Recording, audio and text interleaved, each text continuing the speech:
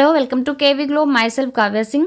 आज की क्लास में हम 18 जनवरी 2023 का करंट अफेयर डिस्कस करेंगे और जो क्वेश्चंस कवर किए हैं आज की क्लास में उनके इनसाइड टॉपिक हैं पेंटावालेंट टीका, थिंक 20 बैठक, नेशनल स्टार्टअप डे, विश्व आर्थिक मंच 2023, जल्लीकट्टू 2023 समारोह, द्विपक्षीय नौसेना अभ्यास वरुण, आर्मेनिया में भारत के अगले राजदूत, पीएम जवाहरलाल नेहरू के चित्र सहित डाक टिकट, वर्ल्ड इकोनॉमिक फोरम की 2023 की वार्षिक बैठक का थीम। इन सारे टॉपिक से रिलेटेड जितने भी इम्पोर्टेंट क्वेश्चंस बनते हैं एग्जाम के लिए सारे कवर किए गए हैं, इसलिए ध्यान से आप लोग पूरी क्लास देखिए और उन सब के लिए ये सारे क्वेश्चंस मोस्ट इम्पॉर्टेंट हैं जो भी किसी भी एग्जाम की प्रिपरेशन कर रहे हैं, जिसमें करंट अफेयर का पोर्शन या जनरल अवेयरनेस या जनरल इंटेलिजेंस इनमें से कुछ भी आता है तो इस सब के लिए इम्पोर्टेंट क्लास है। क्लास स्टार्ट करने से पहले आपके लिए एक क्वेश्चन है, भारत में बॉक्साइट का सर्वाधिक उत्पादन किस राज्य द्वारा किया जाता है? तो जो बॉक्साइट है भारत के किस राज्य में सबसे ज़्यादा उत्पादित होता है? इसके 4 ऑप्शंस दिए हुए हैं, सही आंसर आप लोग कमेंट बॉक्स में कमेंट करके बताइए। क्लास के एंड में इस क्वेश्चन को हम लोग डिस्कस करेंगे। स्टार्ट करते हैं आज की क्लास। पहला क्वेश्चन है, विश्व आर्थिक मंच 2023 शिखर सम्मेलन हाल ही में कहाँ आयोजित किया जा रहा है? तो ये जो विश्व आर्थिक मंच 2023 का है शिखर सम्मेलन, ये आयोजित हो रहा है स्विट्जरलैंड में। सही आंसर हो जाएगा ऑप्शन बी।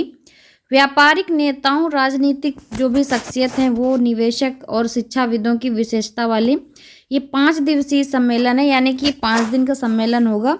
इस सम्मेलन को 3 वर्षों में पहली बार भौतिक रूप से आयोजित किया जा रहा है, यानी कि 3 साल में पहली बार ऐसा है जब ये फिजिकली जो है आयोजन इसका हो रहा है। मेगा शिखर सम्मेलन के दौरान दावोस में, यानी कि स्विट्जरलैंड के दावोस में ये शिखर सम्मेलन हो रहा है। 2700 से अधिक प्रतिनिधियों के बुलाने की सम्मेलन में उम्मीद है। इस साल की बैठक का जो विषय है यानी कि थीम है वो है एक खंडित दुनिया में सहयोग, ये थीम रखी गई है। इसके अलावा रूस और यूक्रेन युद्ध, वैश्विक मंदी, जलवायु परिवर्तन और जीवन यापन की लागत में वृद्धि, ऐसे ये इस तरह के उग्र मुद्दे चर्चा के प्रमुख मुद्दों में से हैं, यानी कि ये मुद्दे चर्चित होंगे। नेक्स्ट क्वेश्चन है, हाल ही में G20 के तहत थिंक 20 बैठक कहाँ शुरू हुई है? तो ये जो थिंक 20 बैठक है ये G20 के तहत शुरू की गई है और ये शुरू हुई है भोपाल में। सही आंसर हो जाएगा ऑप्शन है। G20 के तहत मध्य प्रदेश की जो राजधानी है भोपाल, वहाँ पर 16 जनवरी 2023 को ये 2 दिन की थिंक 20 की बैठक शुरू हुई है। इस बैठक का भोपाल के Kushabhau Thackeray international convention centre में आगाज़ हुआ है। मुख्यमंत्री मध्य प्रदेश के शिवराज सिंह चौहान, इन्होंने भोपाल के कुशाभाऊ ठाकरे कन्वेंशन सेंटर में G20 के अंतर्गत आयोजित थिंक 20 की जो 2 दिवसीय बैठक है इसका दीप प्रज्वलन का शुभारंभ किया था। नेक्स्ट है, भारत ने हाल ही में किस देश को पेंटावैलेंट टीके दान करने की घोषणा की है? तो ये जो पेंटावैलेंट टीके ये दान करने की घोषणा की है भारत ने और ये की है क्यूबा को। तो सही आंसर हो जाएगा ऑप्शन सी, क्यूबा। ये पेंटावैलेंट टीका है क्या? तो जो पेंटावैलेंट टीका है ये बच्चों को 5 तरह के घातक रोगों से बचाता है, जिनमें जैसे ईगल घोटू, पर्टूसिस यानी कि काली खांसी, टिटनेस, हेपेटाइटिस बी और हीमोफिलस इन्फ्लुएंजा टाइप बी, ये सब रोग शामिल हैं। 5 तरह के जो है रोगों से बचाता है बच्चों को। तो ये जो टीका है इसको दान करने की घोषणा की है भारत में क्यूबा को। नेक्स्ट है, भारत और फ्रांस के बीच द्विपक्षीय नौसेना अभ्यास वरुण जो है किस संस्करण का आयोजन कर रहा है? तो भारत और फ्रांस के बीच जो द्विपक्षीय नौसेना अभ्यास हो रहा है ये वरुण हो रहा है और ये जो संस्करण ये 21वां संस्करण है। तो सही आंसर हो जाएगा ऑप्शन है।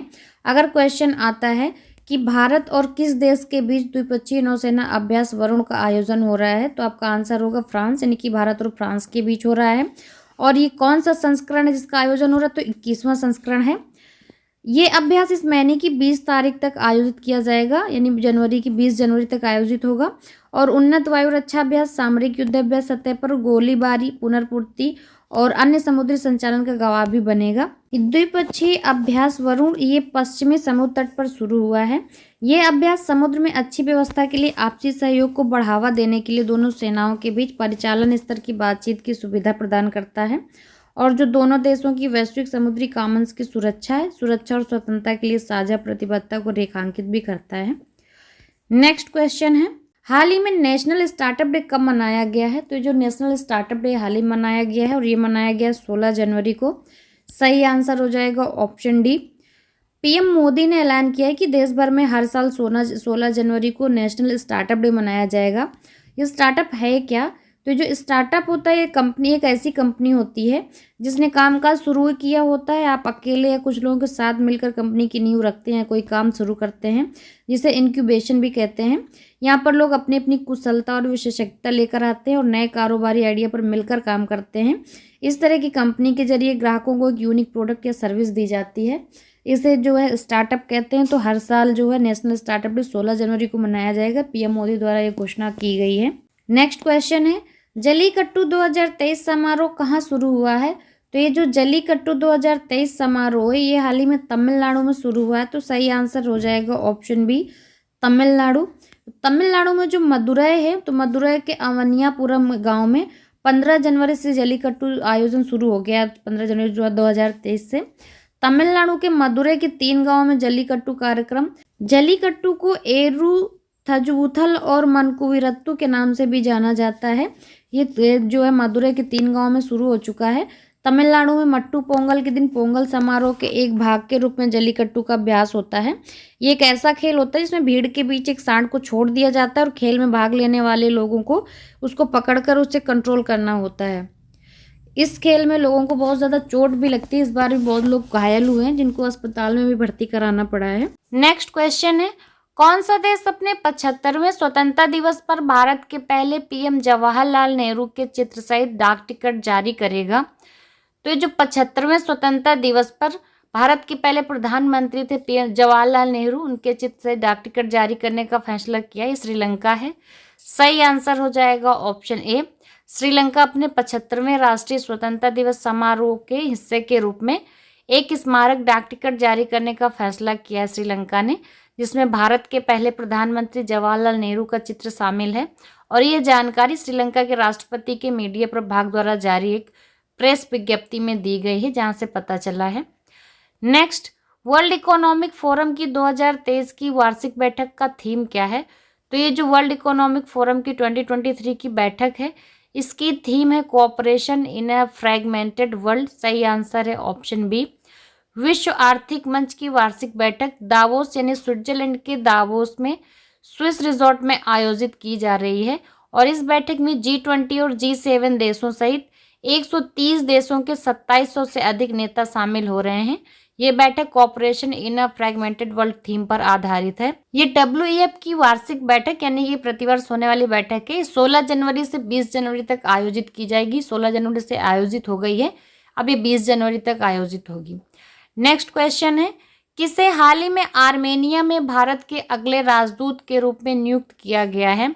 तो जो आर्मेनिया में भारत के अगले राजदूत नियुक्त हुए हैं ये नीलाक्षी साहा सिन्हा। सही आंसर हो जाएगा ऑप्शन ए। नीलाक्षी साहा सिन्हा को आर्मेनिया गणराज्य में भारत के अगले राजदूत के रूप में नियुक्त किया गया है।